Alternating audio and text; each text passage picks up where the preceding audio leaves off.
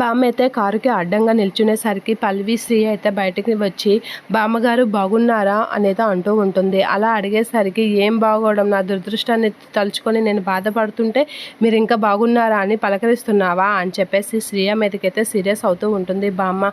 అది కాదు బామ్మ అని పల్లవి అయితే అనేసరికి నువ్వు అసలు మాట్లాడుకో అని గట్టిగా అంటూ ఉంటుంది. ఇక శ్రీయ అయితే కామ్గా ఉంటుంది. అది కాదు బామ్మ, మేము నిన్ను మంచిగా చూసుకోవడానికి మేము ఉన్నాం కదా, నువ్వెందుకు బాధపడుతున్నావు అని చెప్పేసి అంటూ ఉంటుంది. మేము ఉంటుండగా నీకేంటి బాధ అని చెప్పేసి పల్లవి అయితే అంటూ ఉంటుంది. ఆ మాటలకి అవును బామ్మగారు మేమున్నాం కదా అని చెప్పేసి పల్లవి శ్రీయ అంటూ ఉంటుంది బామ్మతో. ఏంటే మీరు నన్ను చూసుకునేది, చూస్తుంటే అర్థమవుతుంది మీరు నన్ను ఎలా చూసుకుంటున్నారో అని అనేసరికి పల్లవి అయితే అది కాదు బామ్మ, మేము నిన్ను మంచిగా చూసుకుంటాం, నువ్వు కూడా మమ్మల్ని మంచిగా చూసుకోవాలి కదా బామ్మ. అసలే నువ్వు ఇప్పుడు అవని అక్క వాళ్ళ ఇంటి ఎదురుగా ఉంటున్నావు, అవని అక్క ఏం చేస్తుందో ఏంటో అని తెలుసుకుంటే మంచిది కదా అని చెప్పేసి అయితే అంటూ ఉంటాడు. అలా అనేసి పల్లవి అయితే ఇలా అంటూ ఉంటుంది. అవని అక్క వల్లే కదా మనకి పరిస్థితి వచ్చింది, కాబట్టి అవని అక్క ఏం చేస్తుందో ఏంటో మనకి తెలిస్తే చాలా మంచిది అని చెప్పేసి అంటూ ఉంటుంది.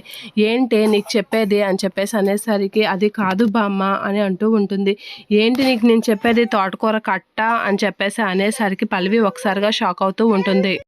ఇక శ్రీయ అయితే ఏం మాట్లాడుతున్నారు బామ్మగారు అని అనేసరికి మీ మాటలు నమ్మి మీకు నచ్చినట్లుగా ఉండేసరికి నా మొగుడు నాకు కనిపించడం లేదు, నా మొగుడు నాకు దూరం అయ్యాడు అని అనేసరికి మీకు మీ మొగుడు పిచ్చి ఏంటి అని అనేసరికి ఒక్కసారిగా చెంప చెల్లిమనిపిస్తూ ఉంటుంది శ్రీయాది బామ్మ.